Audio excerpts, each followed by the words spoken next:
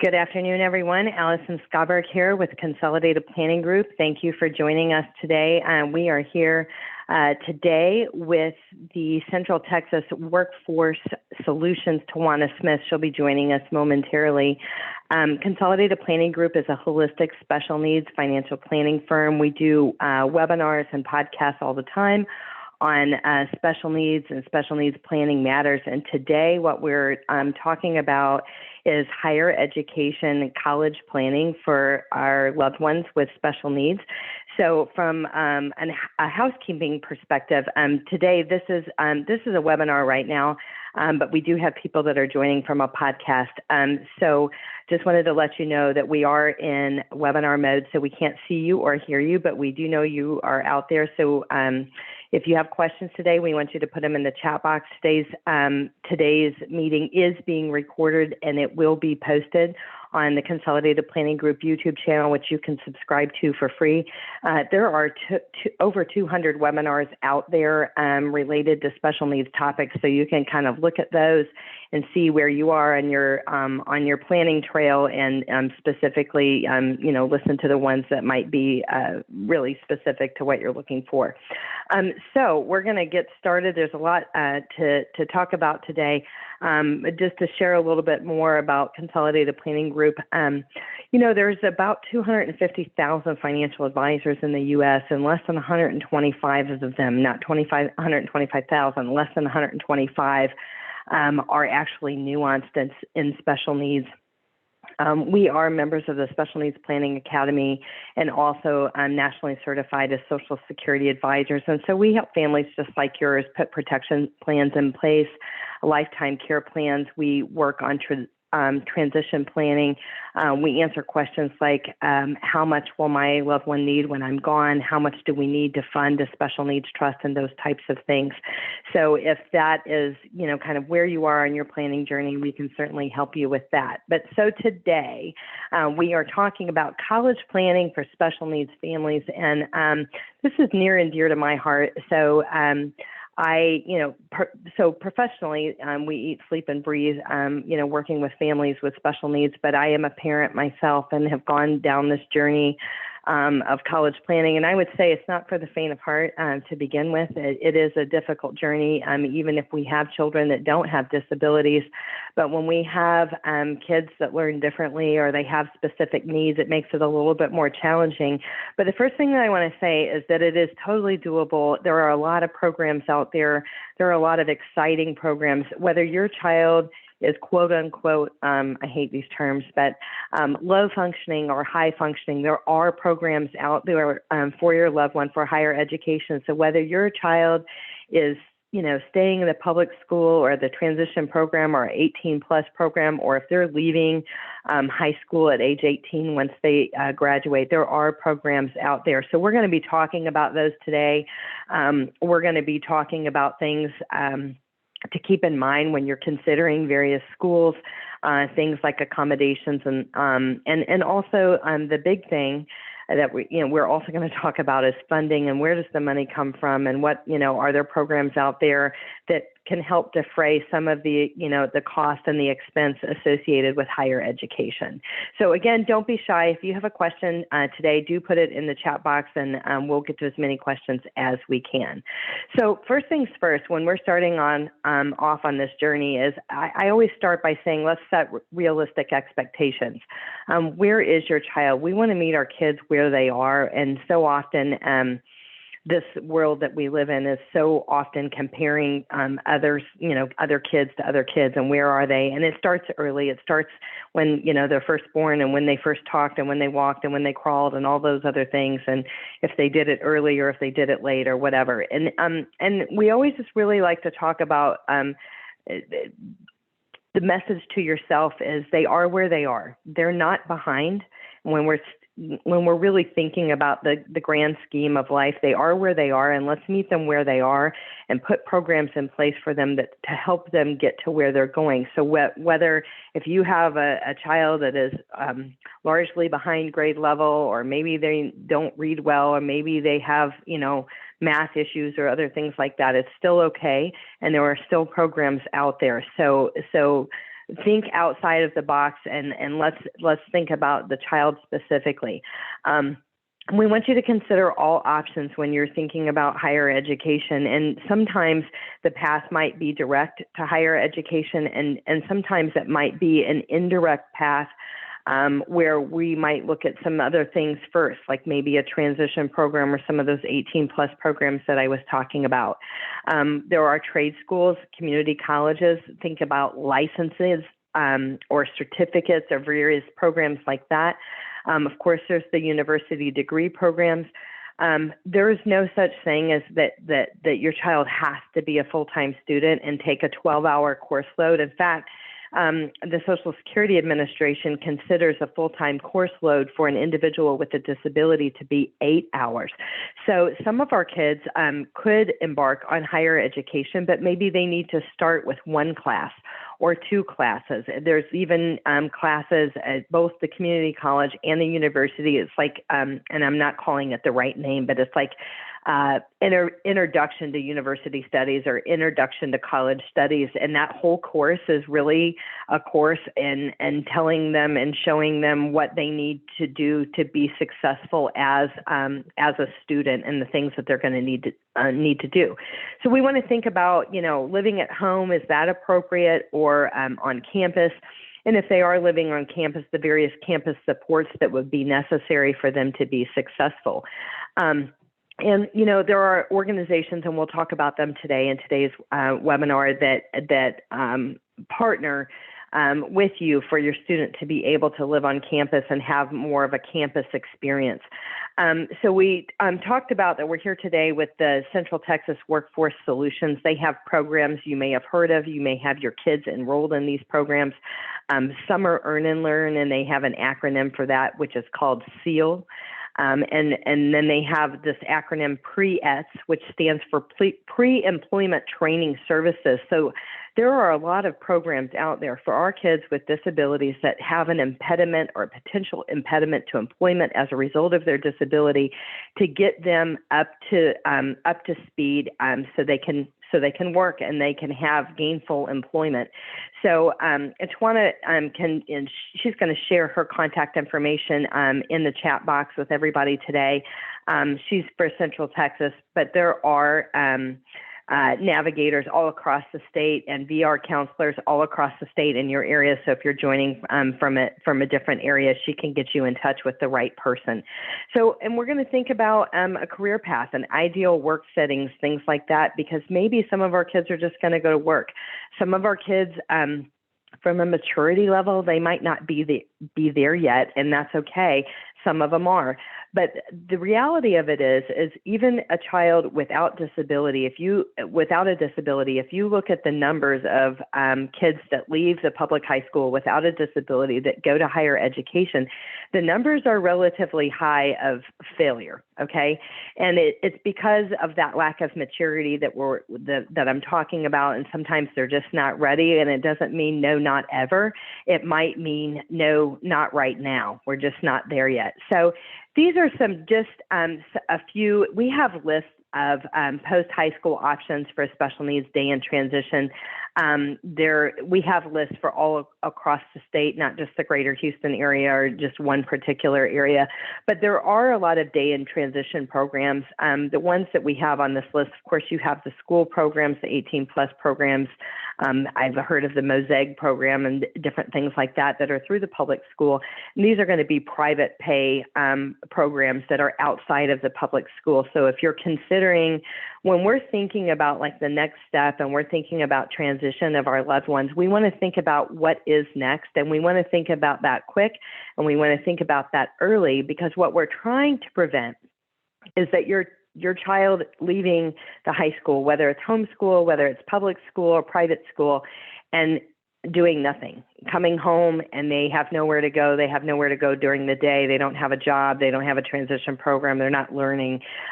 So we want to think about that. So before we make a decision, if they are going to leave the public high school at 18 versus 21 or 22, we want to think about what's next for them. And then one of the considerations for these day in transition programs is do you have a waiver that will help defray some of the cost of these programs? Do you have the financial resources to pay for these programs? Because obviously the public school programs, as a taxpayer, they're covered. And so you're not, dropping anywhere from $1,500 to $3,000 a month for some of these programs. So those are other considerations that you might want to think about. But I always say we don't work for them and they don't work for us. But we do encourage you to tour some of these transition programs, visit their website, look and see what options they have available out there. But there are some really, really cool programs out there.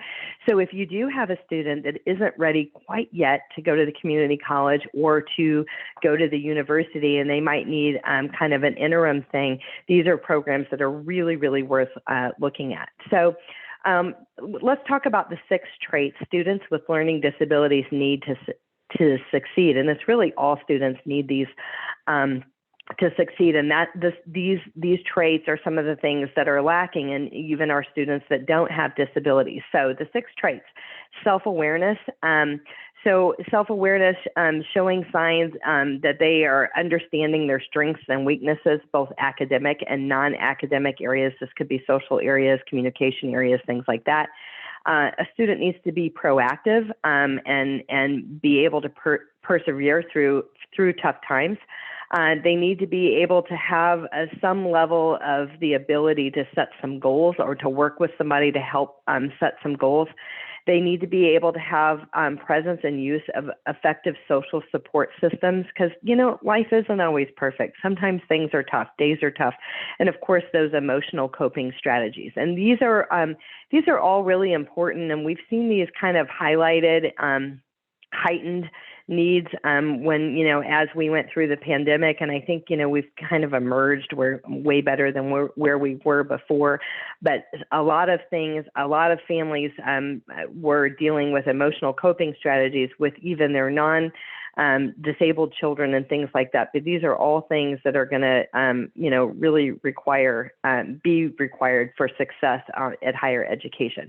So I like to spend some time on this slide. This is accommodations and offices of disability at the college level. So one thing for me is when I first started this journey, I was really frustrated at how for higher education, it's not the same. Okay, offices of disability at higher education institutions are not created equally. They're not the same.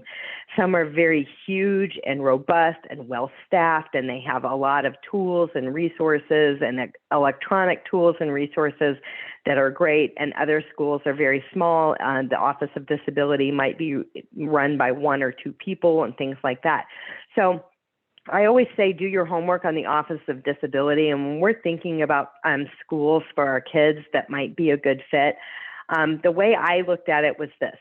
First, I did a search of the schools that had the degree program or certificate program or whatever it is that you're looking for, the program that you're interested in. So I did that first and narrowed down my list that way. And then I researched each of those schools and their Office of Disability and whether or not they would be a good fit for the accommodations that we need and for the supports that we needed for my student to be successful. So I do recommend doing that and kind of checking that. So the main thing that you guys need to know here is that 504s and IEPs don't transfer over to higher education. So if we've got a kid that's been in the public school, they have an IEP or they have a 504, we've been getting accommodations under one of those 2 supports, those just don't automatically transfer over. So it's true that a lot of the offices of disability, they will look at what accommodations were in place under the IEP or the 504, but they're not required to provide those same accommodations. Most of the offices of disability, and this is where it becomes frustrating and you got to do your homework, and I always say this, that this is not for the faint of heart, and parent involvement is truly necessary on this. Most of the offices of disability, they have a web page on the college or university website, and it will tell you what the requirements are to apply for accommodations. There is an application to apply, and they usually need proof of disability. Some of them require testing. It might be IQ testing, learning disability testing, various types of testing that support the accommodations that are needed for your students. We have seen some of these guidelines be relaxed after COVID, but usually the general rule of thumb is they want to see testing that has been updated in the last 3 to 5 years. Testing is something that you may have had done at your school. You can have it done private pay or through it's most often not covered by your insurance. It depends on the child's diagnosis and disabilities. If your child is in vocational rehab through the Workforce Commission, vocational rehab often does testing. They'll do the neuropsych testing often, and they'll also do a vocational evaluation. So these are all some of the tests that might be helpful in getting you the accommodations that you need for the college level. And I always just say here, this is so important. It can't be forgotten. And it's just like, starting a job with one or both hands behind your back, right? What can you do if you have both hands behind your back? And that's the same thing with our students. So if you don't do this early, what happens is they start the school year without their accommodations in place, and you might be 2, 3, or 4 weeks into a semester before they have their accommodations, and they're already frustrated and behind and maybe not doing well. So that's why you want to do this early. So I want to talk about SAT, ACT, AP exams, college courses, graduate level exams. So there are accommodations for these exams, but again, your IEPs and your 504s don't transfer for the accommodation for these exams. The collegeboard.org is for the SAT, and then ACT.org. If you go into their website and you type in the search bar accommodations, it's going to take you to the disability page. You can download the application to apply for accommodations for testing. Examples of accommodations for testing might be they may allow your student to test over multiple days.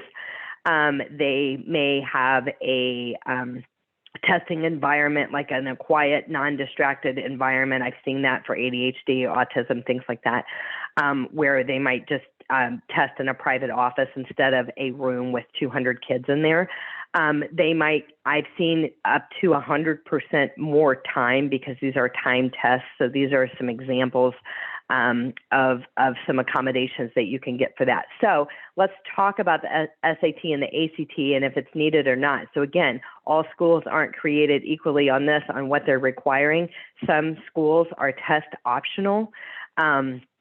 Some schools, how they take, the highest score or whatever, and what they accept is going to be different. So you're going to want to check their website for that as well. But what I want to say here is some of our kids don't test well, and that's okay. But what I want to mention to you, some families want to put their kids through the SAT or the ACT because they want them to have the experience, and even if they do poorly, that's fine. But if your child is entering into the community college, they don't have to have the SAT or the ACT. So why put them through the stress? Why pay? Why put them through the stress? You don't necessarily have to do that for the community college. So I just wanted you to be clear on that. But I am going to talk about the community college test that would be required. From a question, I'm just looking. Okay, yes, we've got this. The slides today, they have a whole bunch of links in there today. I meant to mention that in the beginning. We will provide an email with all of today's slides, so you'll have that with all the links, so you don't have to write all of this down. One of the things that you need to be aware of is that when your students go to higher education, a FERPA is required, and that's an FERPA. And so that is, if you're going to call the college and you've got questions about their education or their grades or their classes or anything like that, the FERPA is going to have to be on file, or they're not going to talk to you. And I know the age-old thing is the parent says, well, I pay for this. What do you mean you're not going to talk to me?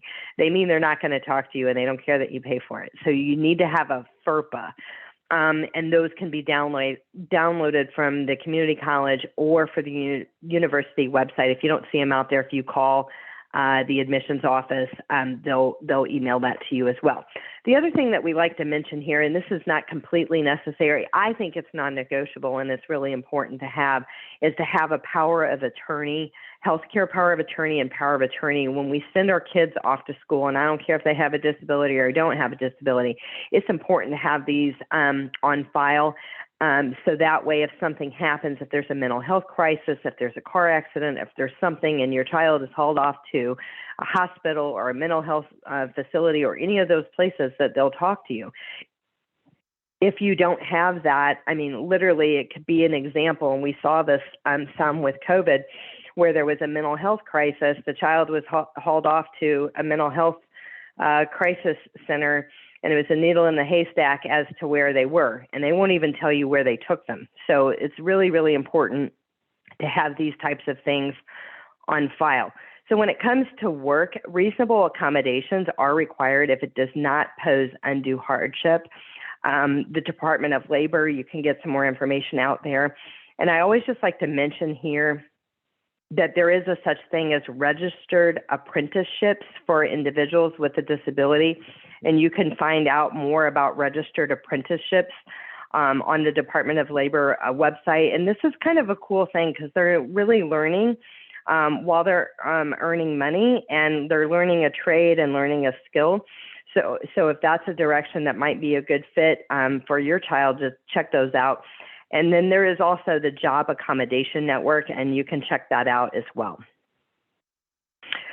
Okay, so this is just a short list. There are many colleges and universities all across the U.S., not just in Texas, that serve individuals with disabilities. And this is just a list of some programs. Some are college programs, some are university programs. Some are like Non-Pareil Institute. They really kind of work on coding and kind of learning a skill. So there's some different programs out there, but what we want you to do is, have these programs on your list, check them out. And again, you want to look at them early. When do their applications open up? When do they close? Are they meeting face-to-face? Or are they only meeting online? Most of them have gone back to face-to-face, but there may be a few that might be meeting online.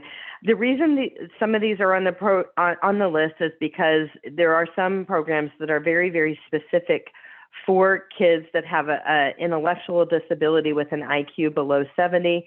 There's other programs that are on the list because they have awesome offices of disability and really good supports in place. All of these are in Texas, for the exception, maybe I took that off. There's a Lynn University in Florida that's also good, but there are good programs all across the U.S. But what I have found, and it's not true for everyone, but a lot of families, a lot of parents are kind of scared to send our kid with a disability out of state or too far away. So these are just some of the programs. But what you need to know about some of these programs is they may only have a few slots. It's not like they have endless enrollment and things like that. So if this is a program that you're really, really interested in, you want to pay attention to those deadlines of opening and closing of applications and how many students they take, how long the program is. All of these programs are not 4 years. Some might be 2 years, some might be a year, some might be 9 months. It just depends on what it is that you're looking for and what might be a good fit. Some of these programs might be very specific for the hospitality industry, or we see some, where they'll work with flowers and things like that. It might be food service or other things like that. There's all kinds of different programs and what they're tailored to, so you guys can look further into that. So we were talking a little bit ago about the SAT and the ACT. And I was mentioning that it's really just not that necessary to take that if they're going to go in through the community college first, okay? And also, if they're going to take a certificate program or a licensing program, the SAT and the ACT is not necessary. If they're going to go in through the community college and take 4 credit classes, the Texas Success Initiative Assessment is necessary. They may call it a TSI for short, but TSIA. And so this is required for all community colleges and universities for entrance. and they're going to be testing reading, writing, and math. And each of those sections are separate. So when your student takes this, they could pass math and not pass reading. They could pass writing and not pass math. And so if whatever section they don't pass, they either need to take, you can only take it so many times in a row, but before you have like kind of an intervention class, but they'll need to take it again and pass it to be able to take 4 credit classes. So if they're out of high school, and we're not talking about dual credit, there are non-credit courses that they can take at the community college. And this may be something that if you're thinking of a different path, or you're not sure that your child could be successful, you might want to sign up and pay for and take a few non-credit classes. And these classes are designed to get them up to speed so they can pass the math class, up to speed so they can pass, the English class and the reading or writing classes and things like that. So, so this is kind of just a link where you can learn more about this. And what I want to tell you here, from my own experience, there are practice tests out there for the TSI. You can Google that, practice test for the TSI. You can talk to your local community college. Like I know, for instance, the Houston Community College, they have some practice tests that they'll give you for free. Most of the colleges do have like a practice test site, so you can kind of get an idea of what kind of questions are going to be asked. There are also paid for practice tests for the TSI. My student did both, and I have to say the paid for versions were not very expensive, and they were definitely better than the free versions that you could get from the community colleges. So just wanted to let you guys know that. So if you're kind of trying to plan and see if they're ready, or if you want to see that TSI, once they take it, it's going to break down the areas that they may need to work on. So if they fall short on the TSI, it'll tell you where they need a little bit of extra help so they can pass it going forward. And again, there are people and representatives at the school that will help and provide a little bit more guidance on these types of things. But if you haven't sent a kid to college in Texas, then you might not know about the TSI. And I did want to make sure that you did know about it. So out-of-state educational options post-high school, thinkcollege.net is a great website for families who have kids with a disability. There are hundreds of colleges and universities, post-secondary education programs for students with intellectual disabilities. So if you're thinking of out of state, or if you're moving out of state and you're looking for, kind of where you're going, thinkcollege.net is a good one. And also they have a Facebook group that I have found helpful as well. And there's a lot of parents that have a lot of experience and they're good at answering questions and things like that. So I just like people to know about Think College. Okay, so this lady, Jody Glau, she's awesome. She doesn't work for us and we don't work for her, but we have partnered with her in the past for webinars.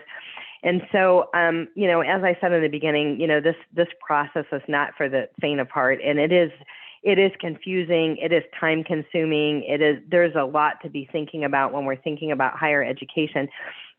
But she is a college consultant specifically working with families with kids with a disability. So there's a ton of college consultants out there, and mostly none of them have experience in working with kids with special needs, right? So she's your girl on that. She doesn't live in Texas, but she works all across the country.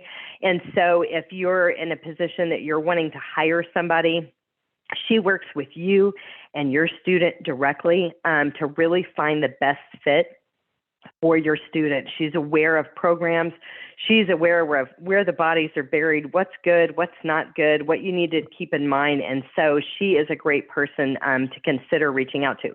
But what I will tell you about her, she's busy because there's not very many people that does what she does. And she only takes, so many per year because she really gives a lot of attention to the clients that she serves. So if you're interested in her, you will want to reach out early on that as well. Tawana, do we have a couple of questions? Okay, I may have lost Tawana. Okay, so do you have links to the paid practice test? I do not. I hit the wrong button. No worries. I don't, but the community colleges do, and you can call and they'll provide those, and you might be able to Google that, and you can there's a lot of different companies out there that do the paid TSI, and if you Google that, you'll see them and they'll come up. And I would say if you're assessing those paid companies, I would just find out, okay, how much, and do I have to subscribe for a year, and how long do I have the services if I sign up for that? I think that's basically how we decided which company we went with, and I don't recall right off which one it was. And then is the TSI offered through the local high schools? I have not seen it offered through the local high schools. You can check with the guidance counselor at the local high school, because it is possible that the local high school may have some TSI practice tests. They should be doing that. I don't know if they are, but you can check with the local high school on that. One note about your public school and the school counselors and things like that. A lot of parents think, well, they have a guidance counselor for this, or they have a college counselor for this. And they do, and they're really smart and they're really good, but they're also overworked and they have way more students than they could possibly serve. So this is where, again, I say parent involvement is of paramount importance when we're going down this highway with our students. I would, you might get a short list from the college guidance counselor, but they're really, as far as, getting those applications in and the deadlines and all of that stuff, I think the, parent really needs to be driving this train with your student. Okay, let's see. I think we have an additional question. Okay, this was VR related. Okay, so CLE, this is the College Living Experience. They have programs across the U.S. They do have one in Texas. I think it's near Brenham in Texas. So the community college up in Brenham, which is Blinn Community College. And then, of course, we have A&M, and A&M has various programs for individuals with disabilities. So this is alongside the college, okay? So you're paying for the community college or the university, and you're also paying a college living experience. But this is a place for maybe if our kids aren't quite there yet, they need some supports. They're not quite ready to live on campus in a dorm without some supports and things like that. The college living experience is a kind of a good balance. They work with academics, career development, independent living skills, social development, and things like that. But this is private pay in addition to what you're paying for college. So this may be an option for some families, and it might be cost prohibitive for other families, but it is definitely worth checking out. So we've got the phone number for College Living Experience. And again, for anybody that's joining us on the podcast or looking at this later, College Living Experience, they do have locations across the U.S., not just in the Texas area. Okay. So then we have Bloom Consulting, Campus Connections. Some of you may have heard of Bloom Consulting because they are a contractor that the Workforce Solutions, PREETs, and also vocational rehab they use. And so, because I'm not going to go into a full-on presentation about Bloom Consulting, but they have a lot of programs. They do work with people across the state of Texas, across the U.S. They are located here in Texas, and they do a lot of things, but really they work with the vocational rehab program and doing assessments, which are called vocational evaluations. You can hire Bloom Consulting yourself and pay for and get your own vocational evaluation for your student. And basically what that vocational evaluation is going to do is going to identify what are the impediments to employment and what kind of training and services are going to be needed to close the gap on any of those impediments to employment that your student might have. But this Campus Connection program, it's a cool program. And this is a program that's going to give a parent the opportunity to take a little bit of a step back and let your student navigate a little bit on the higher education level with help with the Campus Connection program. So they work with kids with various disabilities, and they're going to give them post-secondary support. So it's either in person or virtual. And they're going to have a connection coach. They're going to get mentoring and guidance, navigational support. And it's really, really good in helping them kind of figure out where they are, where they're going, how to be successful, how to self-advocate, those types of things. So this is alongside, if you're paying for higher education on university or community college, they have a private pay amount, and it's approximately $1,000. It may have changed with all of the price changes recently, but it is affordable, more affordable than like the college living experience or things like that. But what I want to mention to you is that if your student is in the vocational rehab program, it's possible that these expenses could be covered by VR. If it's in line with their IPE to get to work and in line with their educational goals and things that are set up in the plan. So we do see that we see testing covered for that vocational evaluation if the kid is in the VR program, and we have also seen this Campus Connection program be covered by VR as well. So I can't tell you that they're going to do that. Again, I don't work for VR, but it has to be your vocational rehab plan. The plan for employment for your student is specifically tailored to your student. And so it has to be in line with the plan and the goals of the plan for it to be covered. So this is just a slide about pre-employment training services, and this is Tawana's group with Workforce Solutions. There's the Summer Earn and Learn and the pre-employment training services. These services start as early as 14. And I always like to mention that because people think, well, our kids can't work until they're 16 anyway. But what if they're doing training and getting ready and closing the gaps on their impediments to employment and starting at age 14? So just know that these programs through Workforce Solutions, through the Workforce Commission, they are state and federally funded. They have dollars, they have budgets, and they're designed to get your kids to work for gainful employment. And so tap into the resources that the state has available. There are programs in your area. So let's talk about funding.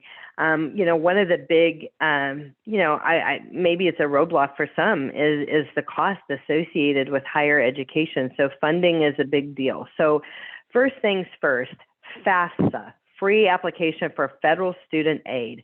It's available each year on October 1st for the following school year. And you're going to want to complete this each year, even if you think you make too much money, okay?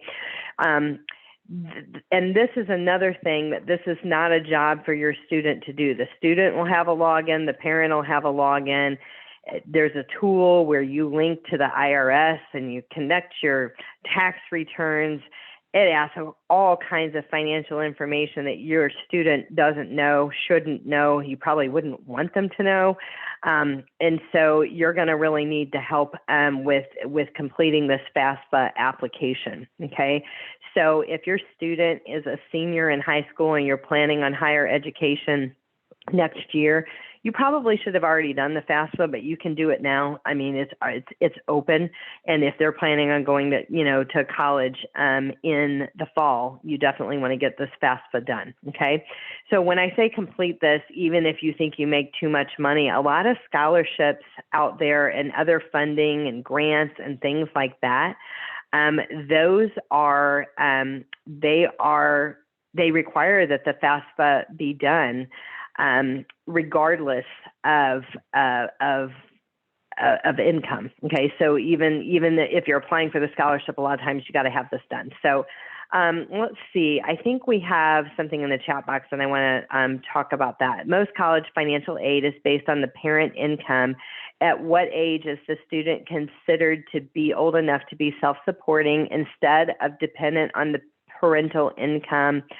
And I believe it's age 23. I'm going to have to double check that. I think it's age 23. It might be age 26. And so, or if they're like an emancipated minor or something like that. But other than that, it is based off of the parent's income, not the student. And let me see. It makes a difference too if they're in foster care or something like that. A lot of kids that are in foster care, or you have a child that's in foster care, they get free education from the state of Texas. Yes, if they've been in the system, so definitely check that. Yes. we're going to talk about that because that's true, and that's something that sometimes people forget. So we are going to talk about that. I'm going to come back to the question in a little bit. So scholarships, community-based, school-based, disability, disease-based, sport, music, band-based. There are so many scholarships out there. There are even scholarships out there for your non-disabled kid because they have a disabled sibling. There's a ton of stuff out there. So what I tell families, if you're really wanting to get funding, you can get it. My daughter was fully funded for college. She was fully funded, and we're not the top 10. We're not the top 5. We didn't have stellar test scores, but we were smart, and we researched early, and we knew what we could do, and we set our sights on what we could do and where we could be successful. So if you got a younger student, maybe they're junior high, freshman, think about those things. So this is where, this is where we get the eye roll here. Get your spreadsheet going for these scholarships. So just like all colleges and offices of disability are not created equally, it's the same thing when it comes to these scholarships, the applications, the deadlines, when they open up and when they close, they all are different. So I suggest having a spreadsheet to keep it all straight. One thing that I want to mention that I found frustrating when I was doing this with one of my kids was that, so senior year, I think it's reasonable to think that if your child's a senior, they start in August or September, we're thinking, okay, Christmas break, we're going to be starting on these scholarships. It's a little day late and a dollar short. There are some scholarships that open up January, February, March, and they announce the winners in the spring. But a lot of the scholarships close December 15th or December 31st of your kid's senior year in high school. So you want to research this early and have them on your list. So one of the places that you can obviously pay for college is your college savings plan. This is a 529C. There is a such thing as a 529A for ABLE.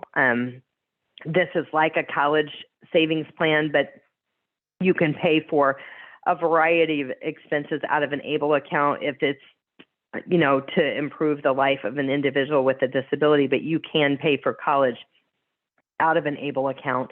And then also, I want to mention again, vocational rehab, if your child is in VR, they may be able to provide support if it's in line with the goals established in the plan for the individual to find competitive employment. So they may defray some of the cost of college.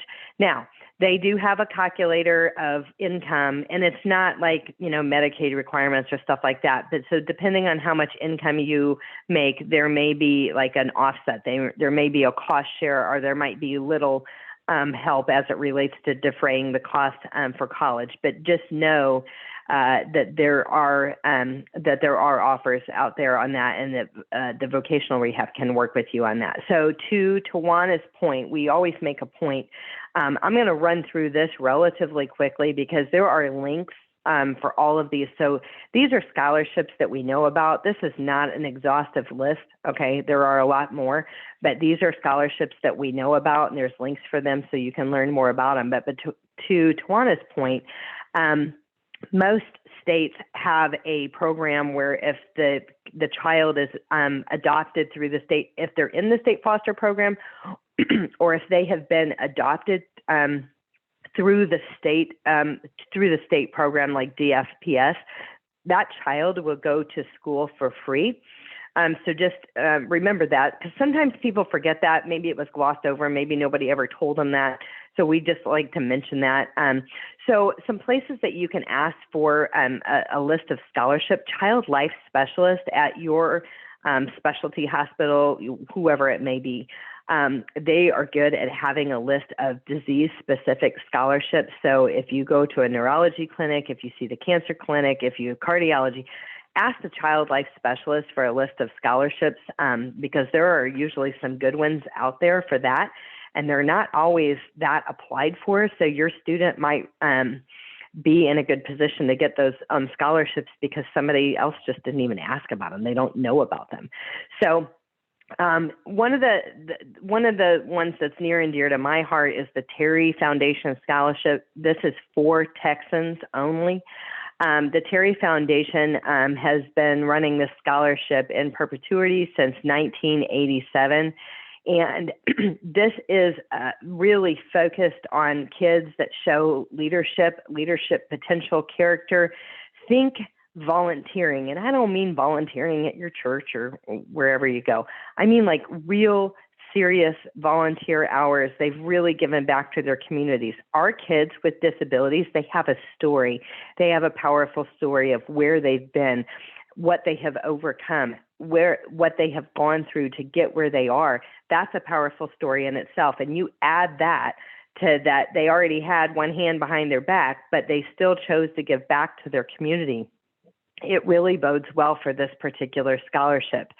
So it's going to go based off of scholastic record and ability, but it doesn't have to be like, top 10 or anything like that. So is your student an A-B student? Do they do pretty good? Have they volunteered a lot? Do we have a good record of volunteering? Do we have stellar letters from executive directors of various organizations where they have volunteered and they have given back? But this is really basically a full ride scholarship for 4 years. And to maintain it, I think they have to have a C average. Like they don't have to have an A average to maintain it, because a lot of these scholarships, they give and take away.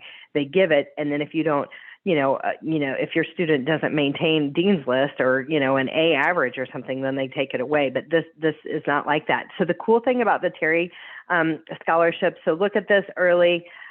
There are opportunities at all of these universities. And so you could try your hand at the Terry Foundation Scholarship at all of these universities and whichever one shakes out, basically. So they could get an interview because you applied at A&M, but maybe you didn't get asked for the Terry interview at Texas Women's or UT or what have you. So there's multiple opportunities, but I would say that a full ride is a really big deal. And this is one that one of my kids got, okay? And it was a true blessing. And again, we didn't have, we were an AB student. We had okay to marginal test scores, but we had 800 service hours of giving back into the community. So, okay, so what? Your kid doesn't play an instrument and they're not a stellar at sports. But what can they do? And so that, I think that's my motivation to you, is just say, what can they do? What do they do well? And go with that and build upon their strengths. That goes back to meeting them where they are.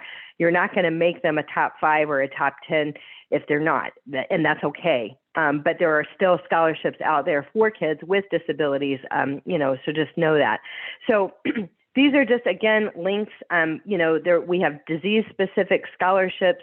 There's all kinds of them out there. Some of them are going to be, applicable to you and the journey that you're on, and other ones are not. I do see someone ask a question, and do you keep a log of your service hours, and how did the school verify?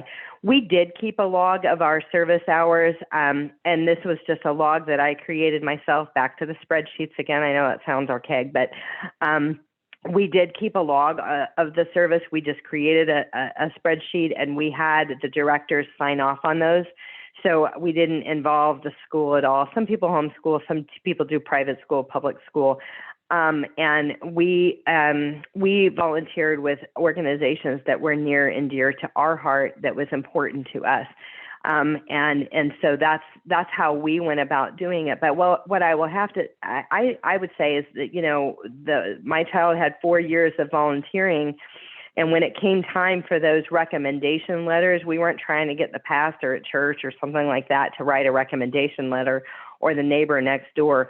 We had glowing recommendation letters from executive directors from these organizations that the volunteer hours were done with.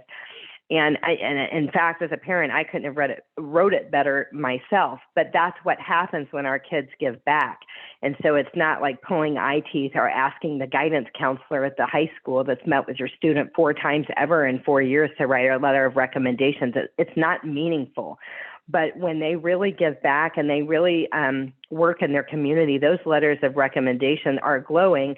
And it was as a result of those letters of recommendation, that volunteer service, that is exactly why my child got the scholarships that she did. And then she got multiple scholarships that we ended up giving back because we were fully funded by the Terry Foundation. So I just want to empower people, because some people say, it's not even worth it. It's not worth my time. These applications are long. And so what I would tell you is it's possible that it could not be worth your time. I personally didn't have time to look at those scholarships for $250 or $500. What is that one book? Some of those applications for $250 or $500, those applications and the requirements of what you have to do to apply were as extensive as the scholarship that was a full ride scholarship, or the scholarship that was going to give 10 grand or 20 grand. So if time is an issue, which I think it is for everyone, you might want to choose wisely on the scholarships that you're going to apply for, that are the ones that are going to be most meaningful to you. That's what we did. Is kind of, we had a strategy. I'm also not a fan of hiring somebody. Like when there are like services, if you like Google scholarships and stuff like that, like a paid for service, like they're going to help you find services, find scholarships and stuff like that. All of the colleges and university have funding pages, their bursar's office or whatever, they're going to have scholarships. So we've got all of these outside scholarships that we're talking about here, but then all of the colleges and universities have a scholarship page on their website too. So you guys can add those to your list as well. So that may be, a point. All I would say is I would say that it was madness when we were doing this. As a parent, it was madness. You take your full-time job and other kids and all the other plates that as parents that we twirl, but I would say it was fully worth it. A lot of these kids are coming out of school, 100,000 plus in debt, and to come out of school with a degree and no debt, you can look at it as, if your child gets these scholarships and maybe you say, okay, I've set this money aside. We have the money for college, grandpa's paying for college, whatever. But if you don't have to pay for it and these scholarships actually pay for it, I mean, you're giving yourself a boost to retirement. Maybe you can retire a little bit earlier. So again, lots of links in here. We're not going to go page by page or anything like that, but you are going to get a copy of these slides so you can do that yourself on your own time. And again, just want to mention anybody that is joining us by podcast and they're not seeing today's slides, you can see that on the Consolidated Planning Group YouTube channel, and you can also email us at contact@cpgcares.net, and we can provide you a copy of the slides as well with all these links for the scholarships if you are in Texas. Okay. So we have talked about a lot of things today as it relates to college planning. But one thing that we didn't talk about yet, and I want to just go back to that for a moment, when we're planning, there are essays that are required. So when we're doing college applications, there are essays, there are essay prompts. So you can find out what the essay prompts are for 2023. You can simply just Google that. My recommendation is that the summer before senior year, you work on essays. Now, if you were going to hire somebody, we talked about Jody Glau earlier, the consultant for higher education for kids with disabilities. We're going to hire her. She's going to work with your student on their essays and things like that. But I recommend getting those essays knocked out the summer before the senior year. Senior year comes fast and furious. There's a lot of demands on the student, and that's, on top of if they're in sports or have extracurricular activities and stuff like that. So I'd get those essays done the summer before senior year. So that way, when we're pulling the trigger on applying, we're pulling the trigger on the scholarship applications. Some require essays, some don't. You have the 3 essays done, and then they just need to be tweaked slightly and uploaded. And what I would say is there were tears at my house. I'm not going to lie. There were tears. I was like the mean mom over the summer and making my kid do their essays over the summer. But we got them done. We got them done in time. And when senior year started, it was done. And it was all we had to do. We just had to tweak them a little bit, just save them, just upload them. And it was so, so much better. And one little piece and tip here on essays: parents, do not write your essays for your kids. The guidance counselor, the people that review those essays on the college and university level. They totally know that a parent wrote it, and it's largely frowned upon. There are services that you can hire to have your students' essay reviewed and get recommendations on how to make it better. There's a lot of guidance online that you can get for free and things like that. So I did want to mention that to you because that is a big thing. It's a big stress for the student, which rolls downhill to the household, a big stress for the families. So if you've already, right now, I mean, it's January, so a lot of applications have already started. There's letters coming in of, whether or not they've been accepted and things like that. And right now is a stressful time period. If you have a senior that's going to college in the fall of next year because you're in the middle of deciding which school you're going to go with, which you're going to accept, who's going to give you the most money and things like that. But for people that do have a sophomore or a junior, these are just good tips of planning ahead so that way we can lessen the stress load as we're thinking about those things. Okay, so, I mentioned that we do these podcasts, we do these webinars, and these are some things that should be on your special needs planning radar when we're thinking about our loved one with a disability. How to develop a comprehensive special needs care plan for when you're gone, if you're incapacitated or if you're gone.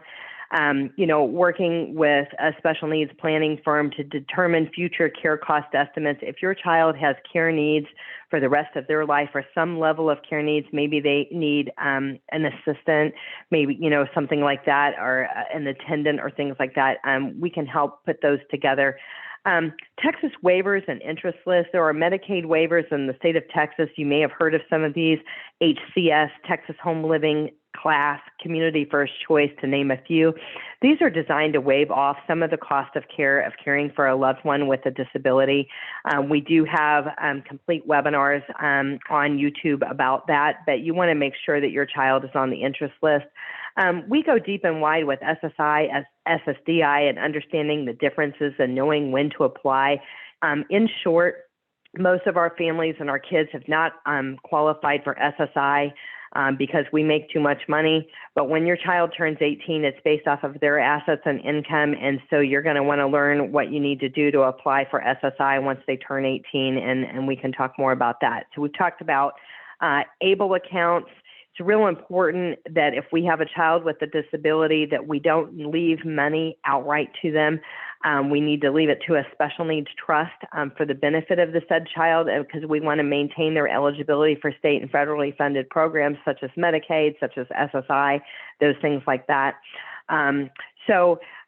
We also talk about residential living facilities, not that that's on everybody's radar, but sometimes it is. Some of our families want autonomy for their kids and for them to live their best life and have community and friends and purpose and all of those things. There are a lot of great facilities all across the state of Texas. They might be small homes. They might be, there's all kinds of different programs out there. And we do have a residential panel on our Consolidated Planning Group YouTube channel, Panel 1 and Panel 2, how to create your own group home, shared housing. We've got all kinds of stuff because that's a big thing on families' radars. So guardianship, power of attorney, healthcare power of attorney, supported decision-making, that may be something that you need to be thinking about. That might be on your radar. Your child turns 18. There are alternatives to guardianship such as healthcare power of attorney, supported decision-making agreements. There is partial guardianship, and so you can work with a qualified attorney to help make decisions on that, on what might be the best for your loved one. Guardianship, you can start those conversations with an attorney 6 months before your child turns 18.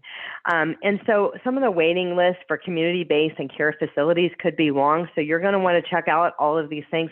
I think the main thing when we're thinking about transitioning or whatever we're transitioning to, whether it's work, whether it's college, whether it's a living community or something like that, we just want to plan early, and we want to have a plan and work our plan. We want to get our kids on the list, on the waiting list for anything that we need to, so that way we don't come up to a point where we have a crisis and we need a plan and the waiting list is 3 or 5 years. That's the kind of the main thing that main message that we want to give here.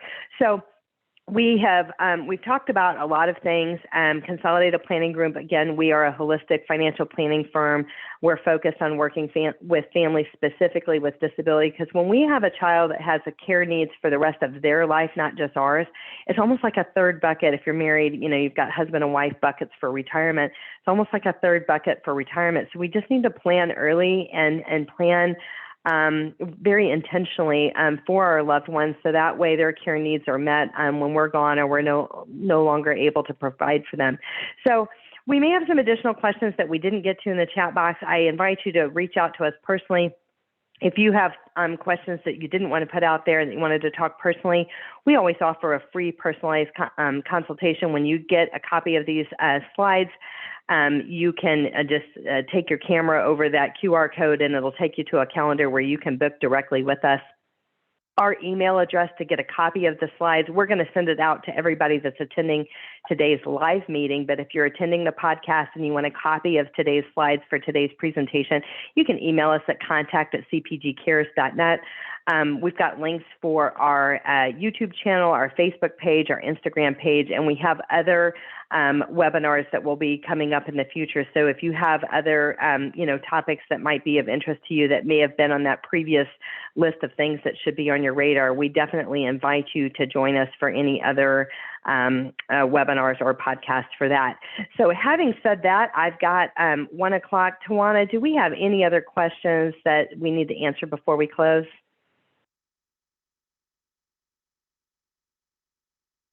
Okay, so I think that we've answered most of them. Any other in-depth questions, again, feel free to reach out to us directly and we'll be happy to help you. Thank you everyone for joining us today. It's certainly been my pleasure, and we hope that your journey is not difficult. I know that this is hard, and this is why we have these webinars out here, to educate you and empower you and encourage you that you can absolutely do this and have success. Your student can have success. So you've totally got this. So thanks for joining us. It's certainly been my pleasure, and you guys will get the email with the recording and the slides. Thanks so much.